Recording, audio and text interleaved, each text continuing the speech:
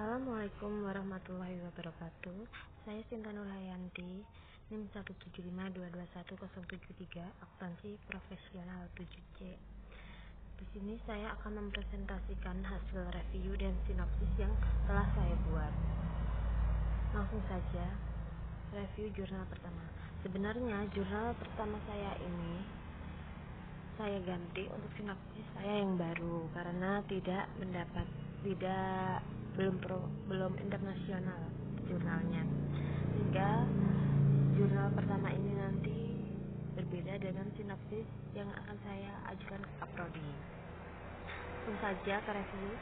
Judulnya itu pengaruh leverage dan ukuran perusahaan pada nilai perusahaan, penulis Kevin Hestia, Gigi Anugrah, dan Ika Suryanawa tahun 2019. Latar belakang, ada fenomena gap. Perusahaan adalah untuk memaksimalkan kemakmuran stakeholder dengan memaksimalkan nilai perusahaan. Harga saham yang tinggi membuat ketertarikan investor akan semakin besar karena nilai perusahaan yang tinggi mengindikasikan bahwa tingkat kemakmuran yang tinggi dari para pemegang saham dalam suatu perusahaan. Wijaya dan Sedana 2015. Secara normatif, tujuan keputusan keuangan adalah untuk memaksimumkan nilai perusahaan atau memaksimumkan kemakmuran pemegang saham. P. Agustini 2014. Teori struktur modal trade-off menyatakan bahwa hutang yang semakin meningkat akan menimbulkan financial distress. Terjadinya financial distress akan mengakibatkan nilai perusahaan akan mengalami penurunan. Lalu ada riset gap. Dalam penelitian membahas dua faktor yang dianggap dapat mempengaruhi nilai perusahaan, yaitu leverage dan ukuran perusahaan. Karena alasan memilih kedua faktor ini dianggap mempengaruhi nilai perusahaan dikarenakan masih terdapat perdebatan dalam memperoleh hasil dari penelitian sebelumnya. Leverage dan ukuran perusahaan terhadap nilai perusahaan.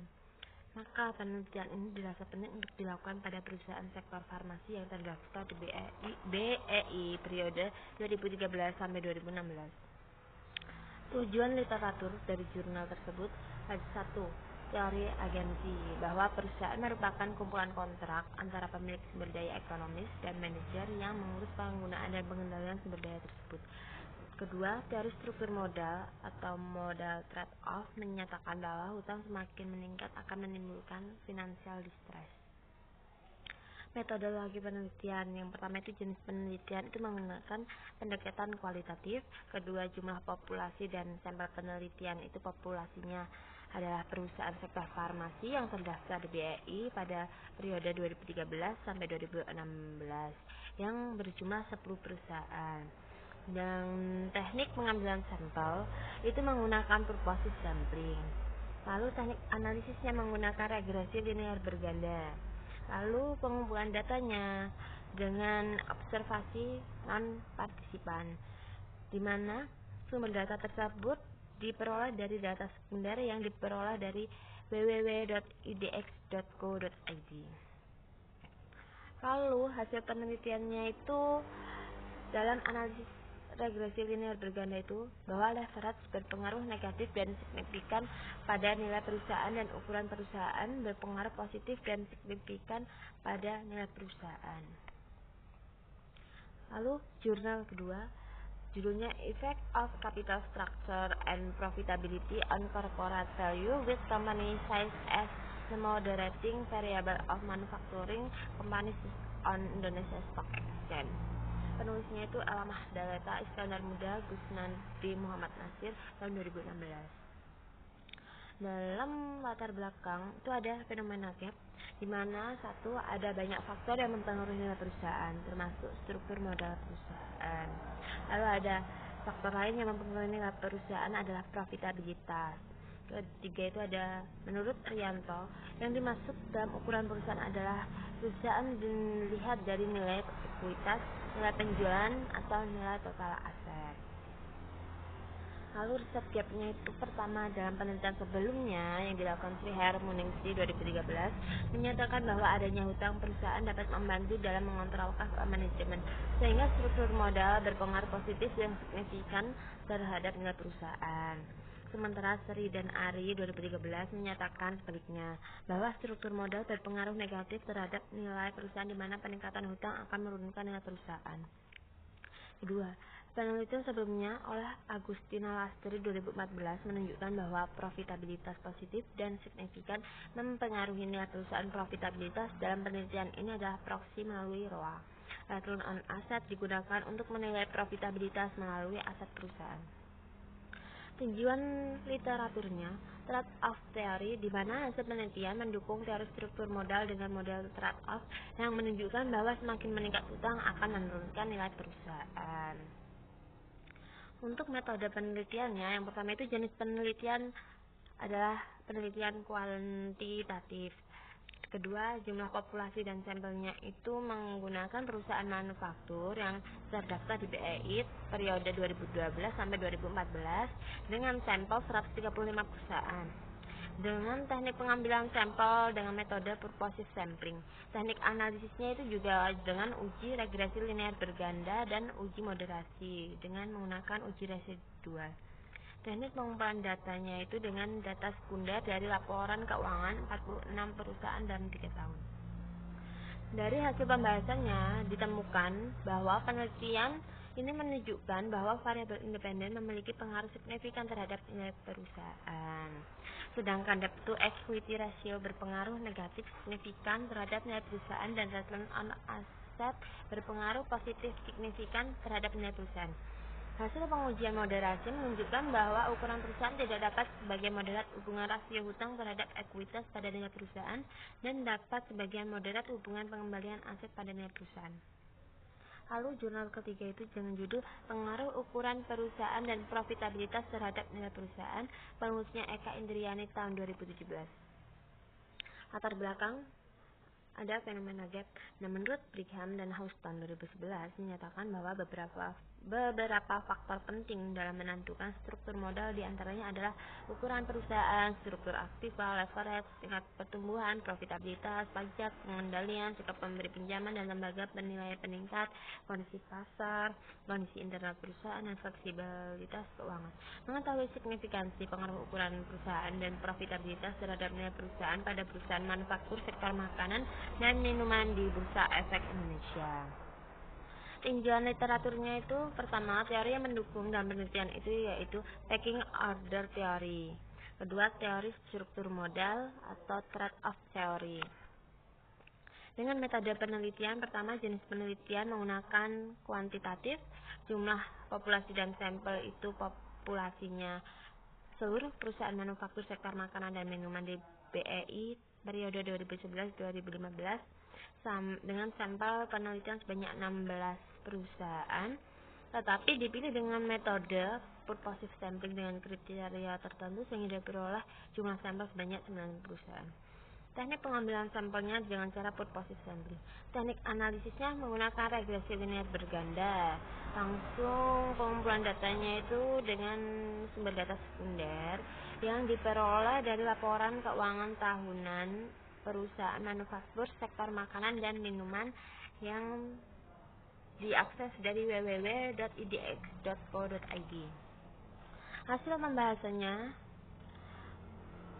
ukuran perusahaan tidak berpengaruh signifikan terhadap nilai perusahaan. Profitabilitas berbanding lurus terhadap nilai perusahaan. Nilai perusahaan semakin tinggi profitabilitas, maka semakin meningkat pula nilai perusahaan. Begitu pula sebaliknya.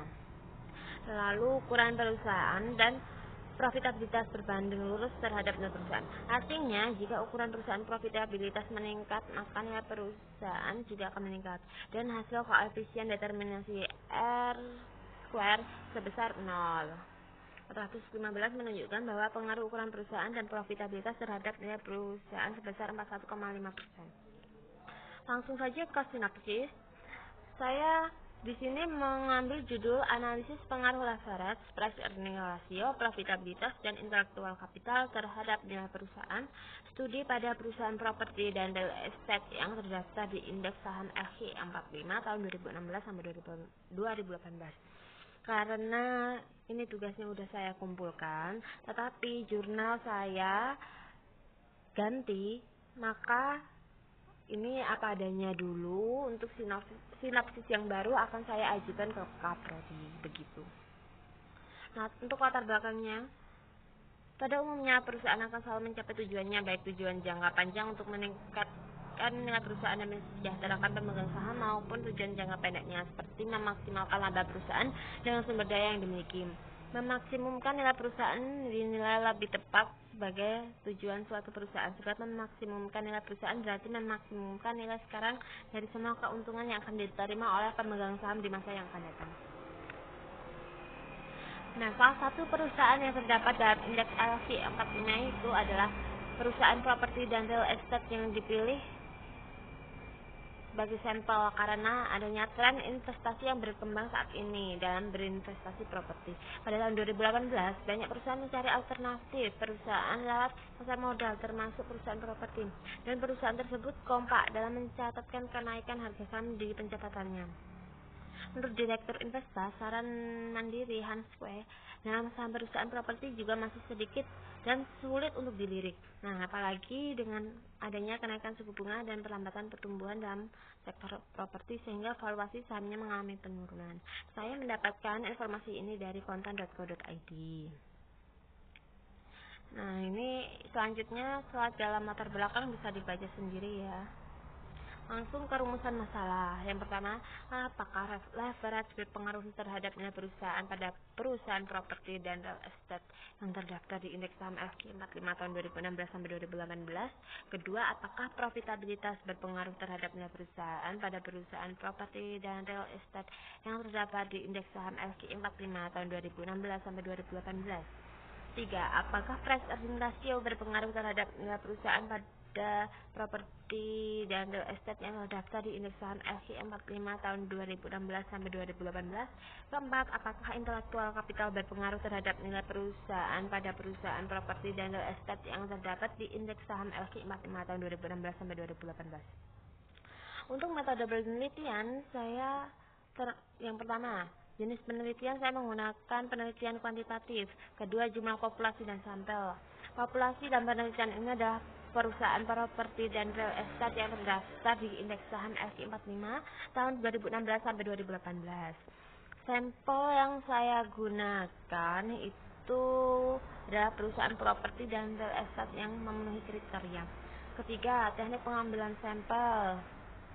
Saya menggunakan metode persuasive sampling yang dengan kriteria: pertama, perusahaan subsektor properti dan real estate yang terdaftar di indeks saham LQ45 dari tahun 2016 sampai 2018. Kedua, perusahaan-perusahaan yang menjadi sampel adalah perusahaan yang sudah mempublikasikan laporan keuangan secara lengkap dalam berkesinambungan dengan variabel penelitian. Maksudnya variabel yang akan saya teliti itu apa aja. Lalu teknik analisisnya itu menggunakan uji statistik dengan melakukan regresi linear berganda. Kelima itu teknik pengumpulan data. Saya menggunakan metode dokumentasi dan studi pustaka. Di mana dokumentasi itu saya memperoleh data itu berupa laporan tahunan yang telah dipublikasikan oleh BEI yang biasa diakses melalui www.idx.co.id. Lalu studi pustaka, saya itu menggunakan literatur seperti jurnal, buku, artikel, skripsi, dan literatur lainnya. Sekian dan terima kasih. Apabila ada salah kata, saya mohon maaf. Wassalamualaikum warahmatullahi wabarakatuh.